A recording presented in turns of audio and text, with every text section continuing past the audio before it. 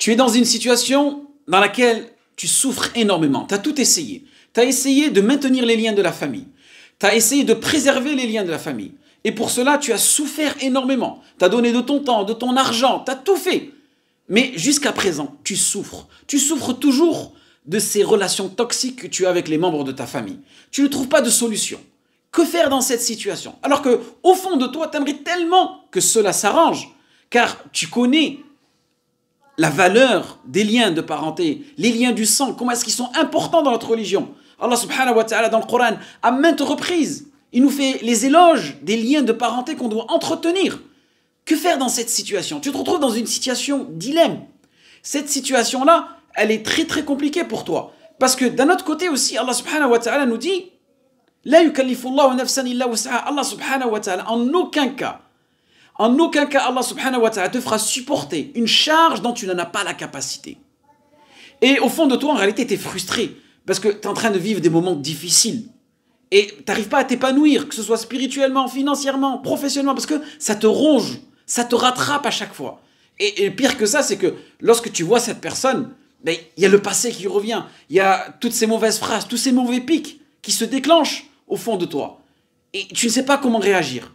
C'est pour cela, barakallahu fik, je vais te donner des cas précis dans lesquels Allah subhanahu wa ta'ala nous a autorisés à rompre les liens familiaux.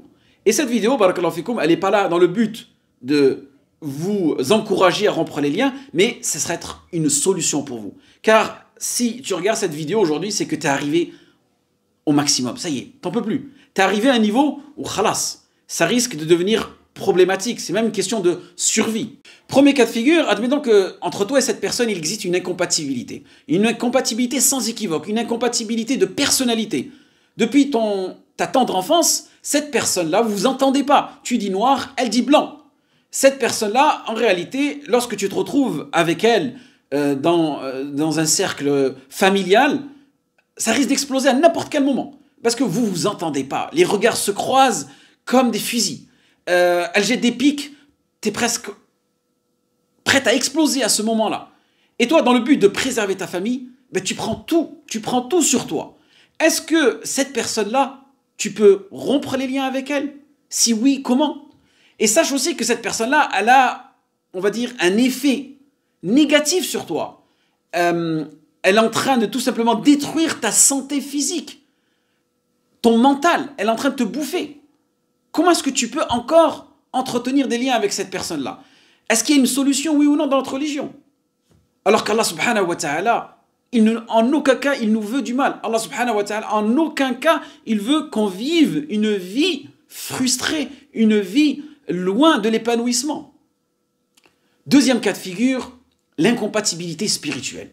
Énormément de personnes se plaignent lorsqu'elles cheminent vers Allah subhanahu wa ta'ala, lorsqu'elles cheminent vers la sunna du messager sallallahu alayhi wa sallam, ou lorsqu'elles se reconvertissent. Lorsque tu te retrouves avec ces membres de ta famille, ils se moquent de la sunna du messager sallallahu alayhi wa sallam, ils se moquent d'Allah, ils se moquent de ce que tu portes comme habit. Ils remettent en question le voile, le foulard que porte ta femme ou que porte ta fille. Comment est-ce que tu peux réagir avec cette personne-là? Et t'en as marre. T'en as marre à chaque fois qu'on fasse des remarques sur ta religiosité. Est-ce que tu peux réellement rompre les liens avec cette personne? Troisième cas de figure, cette personne-là, elle pratique le haram de façon manifeste. Il n'y a pas de doute. Admettons que ce membre de ta famille-là pratique la sorcellerie. Cette personne, elle toque à ta porte. Est-ce que tu lui ouvres la porte? Ou bien est-ce que cette personne-là, est-ce que tu dois la visiter? Cette personne-là, elle pratique la fornication de manière manifeste. Et lorsque tes enfants se retrouvent avec ce membre de ta famille, ils les appellent eux aussi à commettre l'illicite indirectement. Et tes enfants, là, ils reviennent, ils sont déboussolés. Ouais, mon oncle a dit, mon cousin a dit, ma tante elle dit. Que faire dans cette situation-là? Est-ce qu'on va réellement rompre les liens avec ces personnes-là? Donc, barakallahu fikoum, avant de répondre à toutes ces questions-là, il est important de comprendre certaines notions dans notre religion. Il y a le terme rupture et il y a le terme lien de parenté, lien du sang. Sachez, barakallahu fikoum, que énormément de personnes ont mal compris ces notions-là. Même parfois, on peut retrouver des vidéos sur YouTube où on nous dit il est possible de rompre les liens de parenté dans cette situation-là, ainsi de suite. Sachez, barakallahu fikoum, qu'en réalité, le fait de rompre un lien de parenté, le lien du sang, Physiologiquement, c'est impossible. Pourquoi? Parce que vous avez un héritage génétique entre vous et cette personne. Vous avez un lien génétique qui ne peut pas être rompu. Cette personne-là, elle restera ton père, peu importe ce qu'elle fasse. Même si elle sort de l'islam. Et il en est même pour ta mère. Même si elle sort de l'islam, elle restera ta mère, il restera ton père. Donc, tu ne peux pas rompre les liens dans un premier temps. Sachez, barakallahu fikoum. Dans un second temps, le fait d'avoir l'intention de rompre un lien avec l'un de ses membres de la famille, c'est impossible en réalité. Pourquoi? Je donne un exemple. Admettons que tu es marié à une femme, d'accord? Qu'est-ce qui vous lie entre toi et cette personne-là? C'est le lien du mariage, d'accord? Donc, lorsque tu as l'intention de rompre ce lien du mariage, cette intention-là, elle va se manifester avec un divorce. Donc, dans ce cas-là, il n'y a plus de lien entre vous et cette personne-là, d'accord? Mais est-ce que ceci, on peut le faire avec notre frère, notre soeur, notre père, notre mère? Non, en réalité, c'est impossible. Donc ici, il y a une incompréhension, barakallahu fik. Mais ils disent, oui, mais moi, je veux rompre les liens de manière temporaire, même temporaire. Que ce soit de quelques semaines ou quelques mois, non. Que ce soit temporaire ou que ce soit permanent, on ne peut pas rompre les liens. Ça, c'est cela, barakallahu fikum. Ensuite, il y a certains savants qui nous disent, mais c'est-à-dire que quelque chose qui, à la base, est interdit, peut être permis si on se retrouve dans une situation de nécessité, comme les 3 cas que je vous ai cités précédemment. D'accord? Cette règle-là, barakallahu fikoum, on peut l'appliquer. Mais ici, ce ne sera pas une rupture des liens du sang. Ce que nous devrons faire, c'est quoi? C'est prendre nos distances. Vous voyez la nuance? Entre la rupture et prendre ses distances. S'éloigner, se préserver, avoir cette distance, on va dire, de sécurité. C'est ce que tu dois faire dans cette situation-là. Très bien, comment?